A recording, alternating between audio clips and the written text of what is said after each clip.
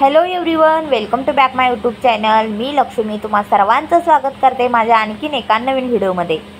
आजच्या व्हिडिओमध्ये मी तुमच्यासोबत शेअर करणार आहे, जर तुमच्याकडे पण अशी साधी सिंपल मशीन आहे जी की तुम्ही फक्त तिच्यावरती शिलाई करता, ठीक आहे, आणि अशा ज्या साध्या मशीन असतात ना त्यामध्ये बरेचसेच प्रॉब्लेम क्रिएट होतात।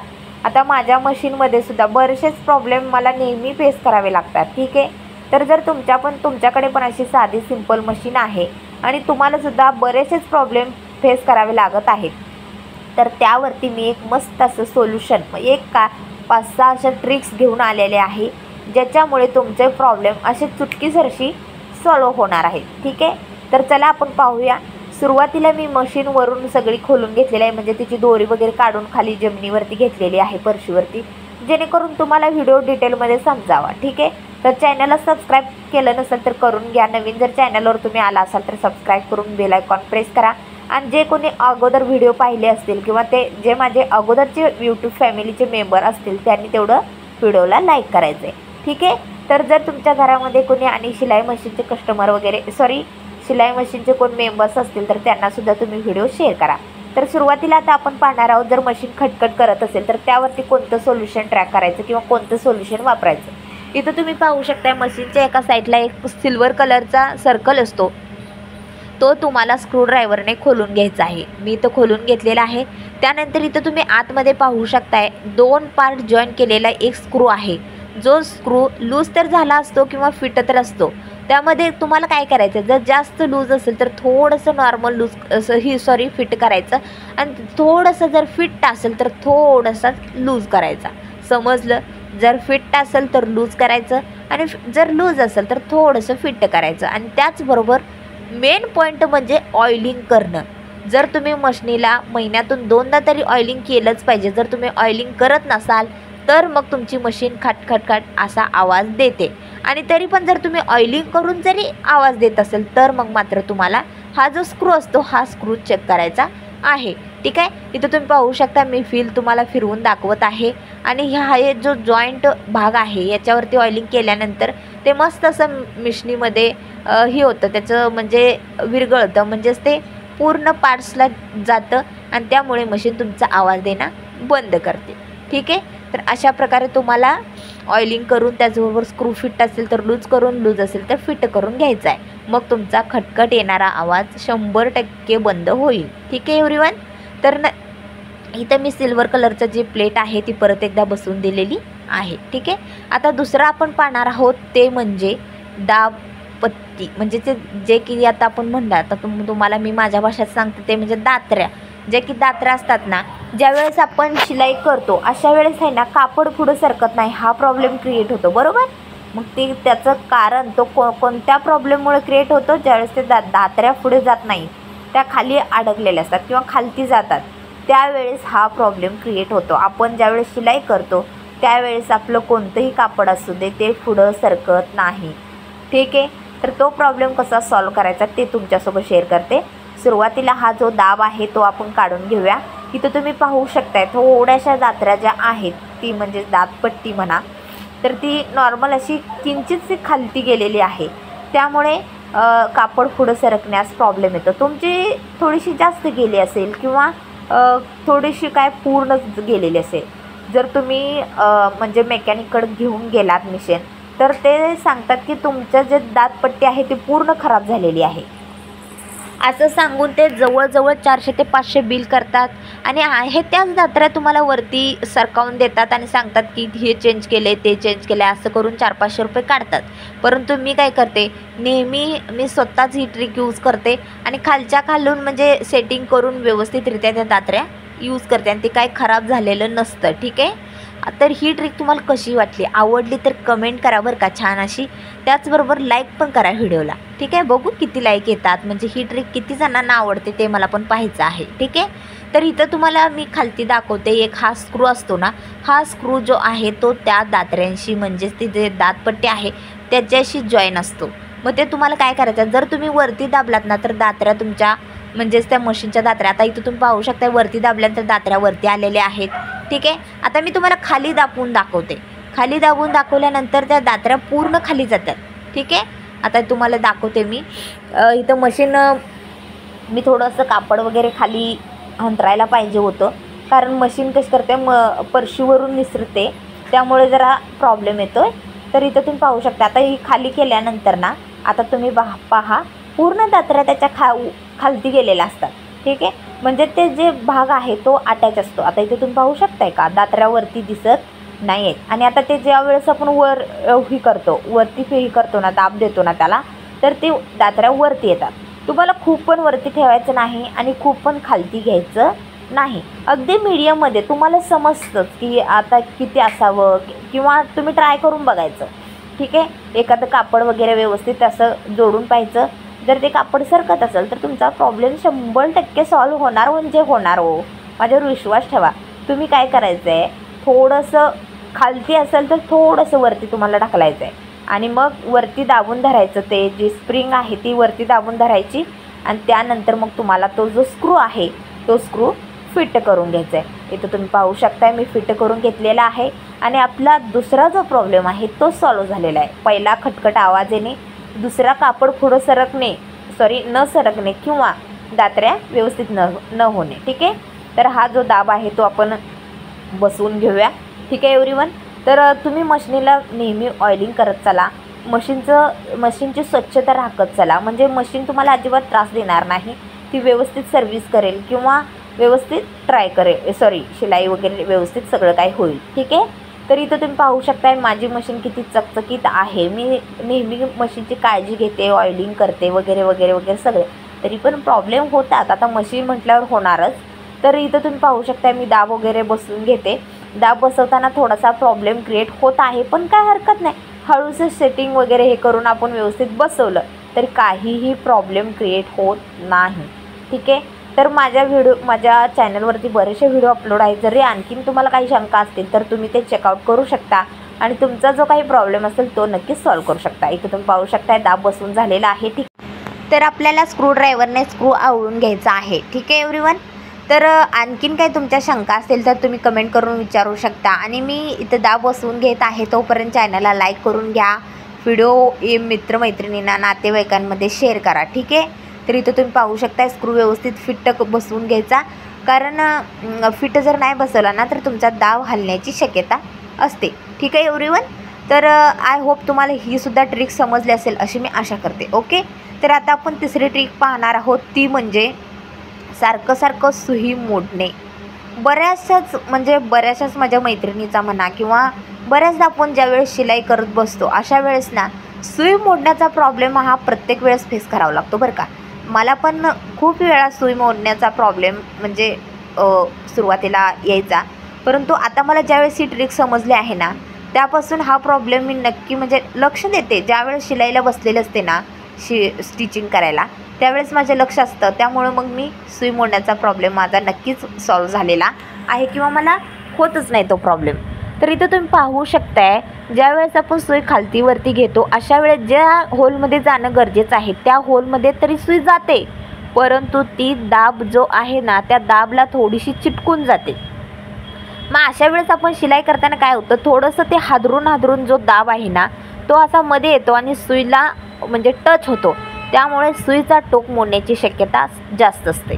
ठीक आहे, मग तुम्हाला काय करायचं आहे, थोडंसं पकड वगैरे घ्यायची आहे आणि तो जो दाब आहे ना तो दाब तुम्हाला व्यवस्थित ठेवून घ्यायचा आहे. ठीक आहे, वाटलंच तर तो स्क्रू परत एकदा फिट करून घ्यायचा आणि तो दाब अगदी परफेक्ट बसवायचा, जे की वरून सुई आल्यानंतर ती बरोबर जिथे जायला हवी ना तिथेच गेली पाहिजे. ते जे सर्कल आहे सुई जाण्याचं त्या सर्कलमध्ये सुई गेली पाहिजे. आता इथं तुम्ही पाहू शकताय मी तुम्हाला वरती ओपन करून दाखवल्यानंतर इथं तुम्ही पाहू शकताय ती सुई वरतीच जाते. ठीक आहे, तर आता नंतरचा प्रॉब्लेम आहे तो म्हणजे आता समजा तुमची दाबपट्टी खूपच वरती गेलेली आहे किंवा खूपच खालती गेलेली आहे. ज्यावेळेस तुम्ही शिलाई करता त्यावेळेस कापडच जात नाही आहे त्या सुईच्या, ते दाब जो बसवला आहे ना त्या दाबच्या आणि त्या ह्याच्यामध्ये कापडच जात नाही आहे. जाड जो कापड असतं, आता मी उदाहरणार्थ तुम्हाला सांगते, जर इथं पाहू शकता रुमाला तर हा पूर्ण जातो, माझा ज्या मशीनचा दाब आहे तो पूर्ण वरती झालेला आहे. खूप वरती पण ठेवायचं नाही आपल्याला, खूप खालती पण ठेवायचं नाही, अगदी मीडियममध्ये ठेवलं पाहिजे. आता हे बघू शकताय पूर्ण असं सरळ कापड जातं. जर तुमचं जात नसेल तर काय करायचं, हे जे स्क्रू आहे, हे जे सिल्वरचं जे टोपण आहे ते तुम्हाला पूर्णरित्या स्क्रू ढिला करून काढून घ्यायचं आहे. आणि त्यानंतर मग तुम्हाला ते जे हे आहे ना दाब आपण बसवतो, ती जी ही आहे स्टीलची जी लाईन आहे ती तुम्हाला काय करायचं आहे, खालती घ्यायची आहे. ठीक आहे. तर अशा प्रकारे सिल्वरचं टोपण तुम्हाला काढून घ्यायचं आहे. आणि ऑइलिंग इथंसुद्धा करायचं आहे बरं का. ऑइलिंग करत चला, त्याशिवाय तुमची मशीन सर्व्हिस छान देणार नाही आहे. ठीक आहे. आता इथं तुम्ही पाहू शकताय, असं खालतीवरती केल्यानंतर दाब तर व्यवस्थित बसलेला आहे, परंतु त्याच्यामध्ये खूप डिफरंट झालेला आहे. मग अशा वेळेस आपल्याला प्रॉब्लेम काय होतो माहिती आहे का, आपण जर असं सेटिंग व्यवस्थित नाही केली ना तर नक्कीच प्रॉब्लेम होतो. म्हणजे जाड कापड जाण्यास प्रॉब्लेम येतो जर कमी असेल तर. आणि खूपच वरती असेल तर मग टीप मात्र वरून जाते. मग ते पूर्ण असं व्यवस्थित टीप बसत नाही, दाब देऊन टीप बसत नाही, बरोबर. त्यामुळे मीडियम असणं गरजेचं आहे. तर तुम्हाला काय करायचं आहे, हे जे मधला स्क्रू आहे ना तो थोडासा लूज करून घ्यायचा आहे. तर तुम्हाला मी स्क्रीनवरती दाखवत आहे अशा प्रकारे. ठीक आहे एव्हरीवन. अशा प्रकारे तुम्हाला काय करायचं आहे, तर थोडासा लूज करायचा. जर तुम्हाला खालती घ्यायचं असेल तर खालती घ्यायचं. आणि समजा तुमचं मोठं कापड आत जात नाही आहे शिलाई देताना, तर तुम्हाला ते थोडंसं वरती हे करायचं आहे. ठीक आहे. मग पक्कड असू दे किंवा टेस्टरने वगैरे तुम्ही असं वरती थोडंसं हे करू शकता. ठीक आहे. तर अशा प्रकारे इथं तुम्हाला मी दाखवत आहे, असे तुम्हाला करून घ्यायचं आहे. जर खूपच खालती असेल तर वरती करून घ्यायचं, खूप वरती असेल तर तुम्हाला खालती करून घ्यायचं आहे. ठीक आहे. तर इथं तुम्ही पाहू शकता, व्यवस्थित दाब पट्टी वगैरे सेटिंग मस्त झालीच पाहिजे, तरच आपला प्रॉब्लेम सॉल्व होतो. तर ही ट्रिकसुद्धा तुम्हाला कशी वाटली कमेंट करून नक्की सांगा. आवडली तर एक कमेंट करत चला आणि लाईकसुद्धा करून द्या बरं का. तर हा प्रॉब्लेम आपला सॉल्व झालेला आहे. ठीक आहे. तर अशा प्रकारे इथं तुम्ही पाहू शकताय, मी व्यवस्थित अशी सेटिंग लावलेली आहे. आणि हा जो दाब आहे, हा दाब आता मी व्यवस्थित बसवलेला आहे, त्यामुळे सुई मोडणे वगैरे प्रॉब्लेम नक्कीच माझा सॉल्व झालेला आहे. ठीक आहे. आता काय करायचं आहे, तुम्हाला हे जे मशीनचं ऑइल भेटतं ह्या मशीनच्या ऑइलनेच ऑइलिंग करायचं आहे. ठीक आहे. कोणतंही दुसरं ऑइल वापरायचं नाही. जे मशीन विक्रीच्या दुकानामध्ये तुम्हाला मशीनचं ऑइल 20-30 रुपयाला भेटून जातं, तिथून ऑइल आणूनच त्याच ऑइलिंगनं मशीनला ऑइलिंग करायचं आहे. नाहीतर अशा ज्या साध्या मशीन असतात ना, यांना म्हणजे कसं असतं, ह्यांच्यावरती बरेचसं भरपूर काम करायला गेलं ना तर त्या नक्की प्रॉब्लेम क्रिएट करतात. हां, कधीतरी घरच्या घरी यूज करण्यासाठी म्हणा किंवा घरातले कपडे वगैरे शिवण्यासाठी जरी तुम्ही यूज केला तर असा बराचसा प्रॉब्लेम येत नाही. परंतु समजा तुमचा बिझनेस आहे, तुम्हाला कस्टमर येतात, तर अशा वेळेस मग मात्र तुम्हाला सारखा प्रॉब्लेम फेस करावा लागतो. ठीक आहे. तर अशा प्रकारे इथं तुम्ही पाहू शकता आपल्या दाबपट्टी वगैरे बसून झालेली आहे, एकदम परफेक्टसुद्धा बसलेले आहे. ठीक आहे. इथं तुम्ही पाहू शकता. तर ऑइलिंग वगैरे व्यवस्थित केलेलं आहे. ज्यावेळेस आपण पार्ट ओपन करतो, शेटल म्हणा किंवा हे पुढचं पार्ट म्हणा वगैरे, तर त्यावेळेस ऑइलिंग करून घ्यायचं. ठीक आहे. आता त्यानंतर मी सांगते तुम्हाला बॉबिनबद्दल. ठीक आहे. आता कसं होतं आहे, बॉबिनचा खूप प्रॉब्लेम असतो. म्हणजे जर बॉबिन व्यवस्थित परफेक्ट त्याची सेटिंग नाही लागली तर मग मात्र तुमची वरची टीप व्यवस्थित येत नाही. ठीक आहे. आणि वरचं जे ते टेन्शन असतं त्याचं जरी सेटिंग व्यवस्थित नाही लागली तर खालची टीप बरोबर येत नाही, बरोबर. तर आता इथं तुम्ही पाहू शकताय, हा दोरा थोडासा असा फिट्ट यायला लागला, म्हणजे असं एकसारखं येत नाही, असं मध्ये घचके खाल्ल्यासारखं होतं. म्हणजे आता समजा गाडीच्या ब्रेकचा जर प्रॉब्लेम असेल आणि आपण ब्रेक दाबला तर गाडी कशी गचके खाते बघा, तुम्हाला माहिती असेल ते. तर अशा वेळेस कसं होतं ना, तसं दोरासुद्धा करतो. मग असं केलं ना वरती टीप व्यवस्थित बसत नाही हो, ते दोरा सोडणे वगैरे प्रॉब्लेम क्रिएट होतात. तर तुम्हाला काय करायचं आहे, हा एक छोटासा स्क्रू असतो ना, तो थोडासा लूज करायचा आहे. ठीक आहे. तर हा प्रॉब्लेम का होतो, ती जी चिप आहे ब्लेड पानसारखी, त्या चिपमध्ये धुरळा म्हणा किंवा दोरा वगैरे अडकलेला असतो. आता ह्या चिपमध्ये काही नाही अडकलं, परंतु तरी पण ह्या चिपमध्ये धुरळा अडकलेला असतो. म्हणजे असतोच. आपण ज्यावेळेस ऑइलिंग वगैरे करतो ना, ते ऑइल असतं ना, ते धुरळा वगैरे असं हे खेचून घेतं आणि त्यामुळे ती अशी एक रेत म्हणजे मातीची रीतच अशी ही झालेली असते त्याच्यामध्ये. त्यामुळे ते दोरा असं खेचून जरी वडायला गेलो ना तर व्यवस्थित येत नाही. आता इथं तुम्ही पाहू शकता, हा दोरा किती परफेक्ट यायला लागला. मग असा मशीनला दोरा यायला पाहिजे, पण पहिल्यांदा तसा येत नव्हता, बरोबर. पहिल्यांदा असं थांबून गचके देत दोरा येत होता. ठीक आहे. तर हा प्रॉब्लेम बॉबिनचा हा नक्की सॉल्व्ह झाला असणार तुमचा. ठीक आहे. तर ही ट्रिक कशी वाटली तेही कमेंट करून सांगा. त्याचबरोबर आता शेवटचा प्रॉब्लेम म्हणजे लास्टची ट्रिक, ती म्हणजे जर तुमचं मशीनचं चाक जाम झालं असेल तर काय करायचं, हे मी तुमच्यासोबत आता शेअर करते. ठीक आहे, बरेचसे 4-5 प्रॉब्लेम्स 4-5 ट्रिक्स तुम्हाला मी सांगितलेल्या आहेत प्रॉब्लेमवरती. ह्या महत्त्वाच्या ट्रिक आहेत बरं का. आता इथं तुम्ही पाहू शकताय, जर तुमचं मशीनचं जे फील आहे, जे चाक आहे ते जाम घेत असेल तर काय करायचं आहे तुम्हाला. हे जे स्टीलचं सर्कल आहे ना, हे तुम्हाला टेस्टरने वगैरे असं टच करून काढून घ्यायचं आहे. काय जणांच्यांना असा स्क्रू असतो, परंतु या मशीनला स्क्रू नाही आहे. ठीक आहे, आता हे फिट्ट बसलेलं आहे. हे तेल ऑइलिंग करते ना मी सारखं, त्या ऑइलिंगमुळे ती मातीची जी रीत आहे ती व्यवस्थित त्याच्यामध्ये जाऊन अटॅच झालेली आहे, त्यामुळे ते फिट झालेलं आहे, लवकर निघत नाही. तर तुम्हाला काय करायचं, एखादं कापड वगैरे घेऊन पाहायचं निघते का, नसेल तर मग ठोका द्यायचा. असं टेस्टर वगैरे असतो ना, त्याने तुम्हाला ठोका द्यायचा आहे. ठीक आहे, अशा ठोका दिल्यानंतर मग मात्र ते निघून जातं. आता मी तुम्हाला तर इथं दाखवते. ज्यावेळेस तुम्ही ठोका द्याल त्यावेळेस ती निघून जाते. आता इथे निघलेलं पाहायला तुम्हाला दिसत असेलच. ठीक आहे, तर अशा प्रकारे हे जो सर्कल आहे हे तुम्हाला काढून घ्यायचा आहे. आणि इथं तुम्ही पाहू शकता किती रीत मातीची ही उभा झालेली आहे, म्हणजे माती पूर्ण ऑइलनं ओढून घेतलेली आहे, खेचून घेतलेली आहे, त्यामुळे ती फिट चाक लोड घेत आहे. ठीक आहे, कारण कसं आहे, आपण ऑइलिंग केल्यानंतर असं सरकन सरलं पाहिजे तरच येऊ शकतं. आता इथं तुम्ही पाहू शकता त्यामध्ये दोरासुद्धा अडकलेला आहे, त्याचबरोबर धूळ वगैरे बरीचशी अडकलेली आहे, त्यामुळे चाक जाम घेत आहे किंवा असं मध्ये गचके खाल्ल्यासारखं होतं बरोबर.